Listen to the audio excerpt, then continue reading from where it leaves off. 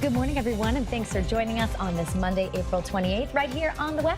I'm Nicole Nalpepa alongside meteorologist Scot Haney and our lovely traffic reporter this morning, Marcy Jones. Yes. Doing a great job, by the way. Thank you for your patience. Wiggity wax. There's a lot of multitasking that goes into traffic. Yes, and you guys all make it look so easy, so thanks for that. No, I've been learning from the best. Oh, well, you're doing great. And you're doing great with the forecast. Yeah, Thank let's you. go. Let's go to the wall, show you what's going on. 70 is the normal high for May 8th. We're trying to get there, but you don't have to wait until May 8th to get 70 degrees because we're going to go over that today. First alert live radar, dry, lots of sun during the day today. A picture-perfect day of weather and a picture-perfect start, although it is a little chilly out there in parts of Connecticut. We do have 39 degrees at Brainerd and Salisbury, Putnam. Visibility at a perfect 10 this morning. Satellite and radar, no clouds, just a bunch of sunshine out there this morning. A disturbance in the Dakotas makes its way to the Great Lakes and then tries to make it to Connecticut. It will not succeed. Maybe a brief sprinkle or a shower Tuesday night into Wednesday morning, but not a big deal. So here are your headlines for today. Just a beautiful start. Warmer week ahead, limited rain chances up until about Friday. And then the forecast takes a turn for the wetter, not for the better. Here's the spread today, 69 to 75, sunny and mild and nice. Get out there and enjoy it. Your 7-day forecast is in minutes. In the meantime, Marcy, good morning.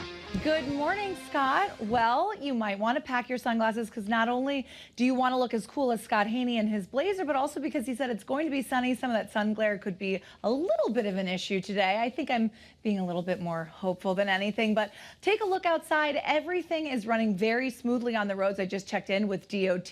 No major incidents or accidents to talk about. All of that overnight construction is pretty much cleared up by now, of course. So let's say hello to our friends in East Hartford, as well as Waterbury, Middletown, and Plainville. Everything, again, running very smoothly. That is reflected in our drive times, of course. Things are getting a little bit more congested. Waterbury to Hartford ticking up a little tiny bit, as well as New Haven to George Washington Bridge. Of course, that is expected as we get into the larger portion of the rush hour. So we're going to leave you with this. We'll check back in with you in another 10 minutes. I'm Marcy Jones with your Connecticut Chevy First Alert traffic report driven by your Connecticut Chevy dealers. All right, thanks, Marcy. We are tracking some breaking news right now in Hartford, where police are investigating after a woman was shot overnight.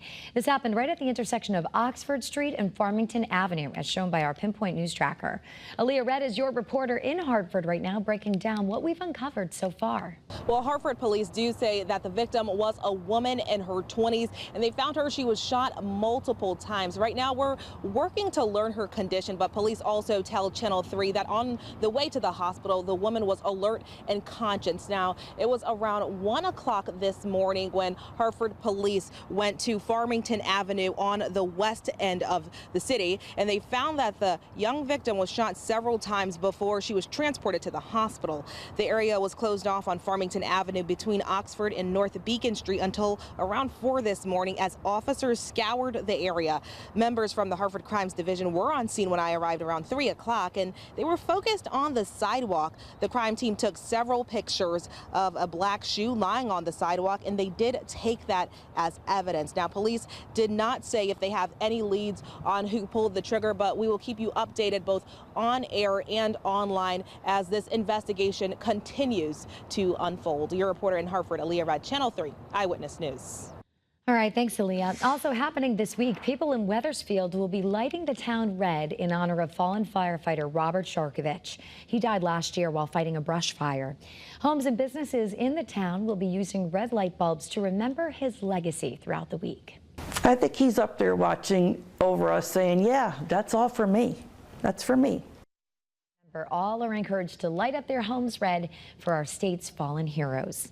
Happening tonight, people in Norwich will be coming together to remember a young girl and her mother after they died in a house fire earlier this month. The candlelight vigil for Skylan Owens and Carmen Vizcaino will be held at Huntington Elementary School at 6. And if you remember, this is the fire that ended up happening on Otis Street earlier this month, in which there were 3 firefighters hurt. Also happening today, leaders from across our state will be coming together to honor the lives of those who died while on the job in our state. Data from the American Federation of Labor finds that 33 people in Connecticut died while they were on the job back in 2023. And then another 31,000 people were hurt or became sick while they were working.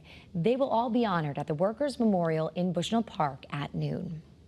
Just hours from now, a Groton man who police say killed a woman he was living with will be walking into court. And your reporter, Roger Suzanen, is at New London Superior Court, where we understand the victim's loved ones are just hoping that this hearing can bring them some closure. That's right, because, you know, the people who care about Suzanne Wormser say the last 6 weeks have been just excruciatingly difficult, as you can imagine. They lost their friend in a truly horrific way, and there were even rumors, false rumors, that a serial killer was on the loose. The real truth, though, was just as painful. Now, this whole sad saga really began about 6 weeks ago when police found a mutilated body at a local cemetery and then later identified the victim as 58-year-old Suzanne Wormser. Investigators immediately began searching for the killer.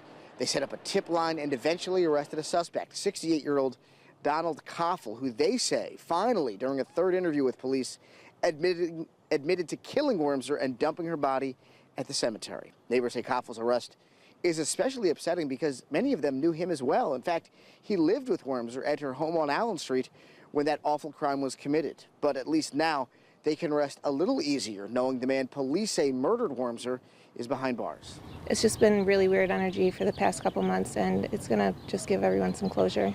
And again, just hours from now, Donald Koffel will finally face a judge. He faces several serious charges, including murder. Reporting in New London this morning, I'm your reporter, Roger Suzanen, Channel 3 Eyewitness News. All right, thanks, Roger. New this morning, police in Canada say an attack at a Filipino festival in Vancouver is not being considered an act of terrorism. We know that the 30-year-old man is facing a number of charges after he plowed his car right into a crowd at this festival yesterday. 11 people were killed and dozens of others were hurt, and they are expecting, unfortunately, the death toll to go up. Vancouver's police chief says that this is the worst crime to have happened in that city. Also new this morning, new data shows that more hate crimes are being committed here in Connecticut, and some local leaders believe the Trump administration is to blame. According to the Anti-Defamation League, nearly 160 anti-Semitic incidents were reported in our state last year. That's over 30% more than the incidents we saw 3 years ago. Senator Richard Blumenthal claims that cuts to grants with the Department of Justice are contributing to this increase. And now happening in Rome, the Vatican is closing the Sistine Chapel to prepare for a conclave. And that's when cardinals will gather for a secret vote to select the next pope. The conclave can start as soon as next Monday after 9 days of mourning following Pope Francis's funeral. And workers will be installing a chimney this week to burn the ballots. Now, there's no telling how long the conclave will last, but votes will be held until one candidate receives a 2/3 majority. All right, temperatures out there this morning are moving up. We're out of the 30s right now into the lower 40s. It's still chilly out there. You need a jacket as you're heading out the door, but you're not going to complain, and you won't need the jacket by later on this afternoon as the temperatures march into the mid-70s. We're up, we're down. We're basically up from where we were 24 hours ago, with the exception of Brainerd. So everybody else is doing pretty good out there. The winds between 5 and 9, not a big deal. Futurecast tomorrow's weather today shows us an hour-by-hour depiction of just some gorgeous weather during the day. Today is going to be absolutely spectacular, so get out there and enjoy. I'm running the clock down through tomorrow. Another great day with a southwesterly flow, and that'll pump the temperatures up to near 80 tomorrow after 75 today. Notice the trouble to the north and west of Connecticut. This is the potential for some strong to severe storms for those folks, but it falls apart for us. So we're talking about temperatures today that are climbing into the low to mid 70s. Really beautiful, beautiful, beautiful afternoon today. Sunny and mild and nice. We're talking about temperatures in the, again, the mid 70s, which is really going to be exceptional. Tonight, temperatures not as chilly as they were this morning. We'll be in the mid to upper 40s, mostly clear and a delightful night. And I'll be back with your 7-day forecast coming up in just a bit. But in the meantime, 7:10 is now the time. Nicole